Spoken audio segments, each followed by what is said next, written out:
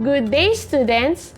Today, we are going to read the story My Father Goes to Court by Carlos Bulosan.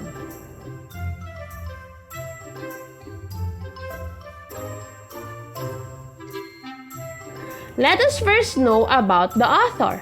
Carlos S. Bulosan was a Filipino-American novelist and poet. He was born in Binalonan, Pangasinan. But at the age of 17, he immigrated to America in 1930. His best-known work is the semi-autobiographical America is in the Heart, sometimes subtitled A Personal History.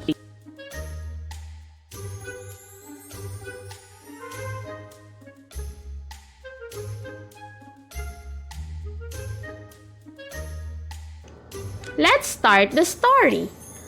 There was a family that lived in a small town on the island of Luzon.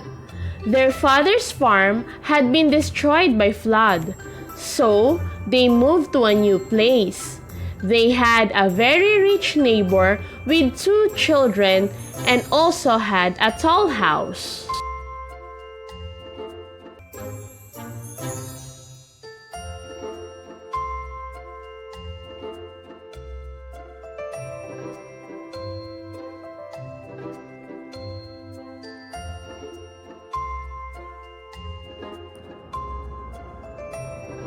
The family always played outside their house, ate, or slept.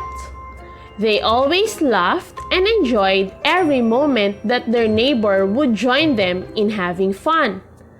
Their rich neighbor and his children watched them from their window.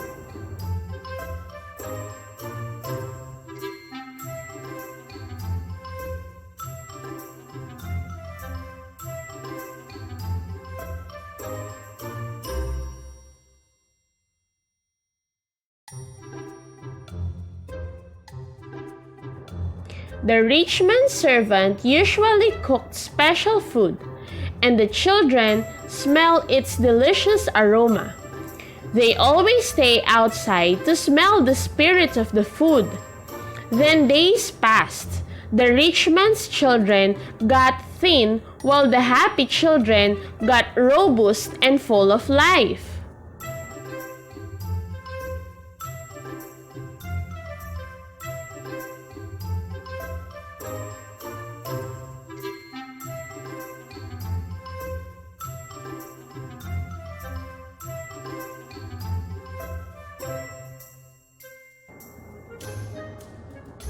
One day, the rich neighbor looked at the children one by one and immediately shut all the windows. From that day, the windows were always closed. But still, they can smell the aroma of the food the servants were cooking.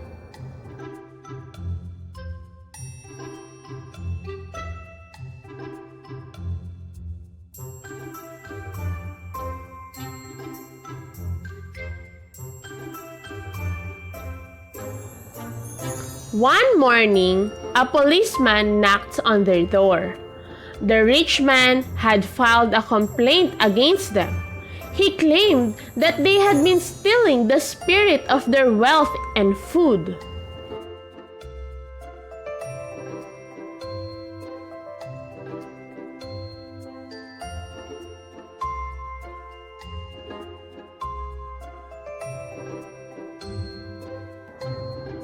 The trial came.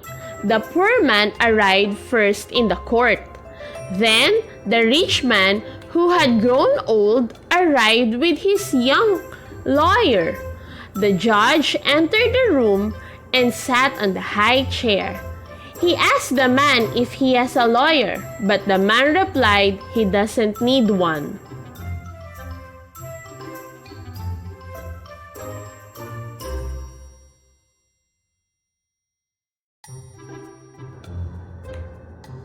The lawyer of the rich man started with a question.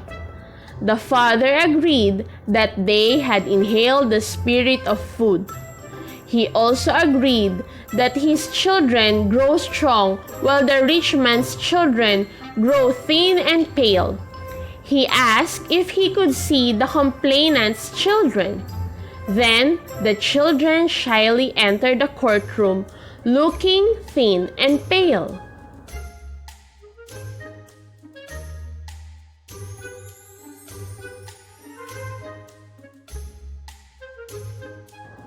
Then, it is now the father's turn to ask questions to the complainant, and the complainant agreed to all of those questions. He also agreed that the farmer's family stole the spirit of their food just by smelling the aroma. The father walked across the room of the hall with the judge's permission. In his hand is a hat full of coins. The sweet tinkle of the coins carried beautifully in the courtroom. The father asked the complainant if he had heard the spirit of money. The complainants say yes. The father then said that they are paid.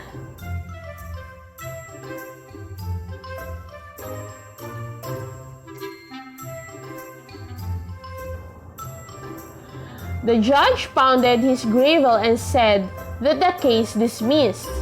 The father asked the judge if he wanted to hear his family laugh. The judge agreed to hear it, and they started laughing their hearts out.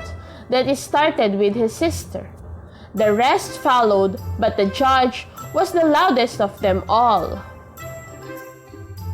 That ends our story. The story reminds us that we should not judge others by their physical appearance or status in life.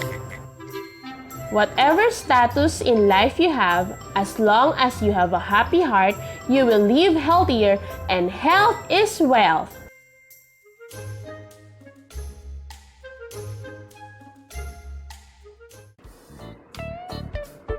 Thank you for watching!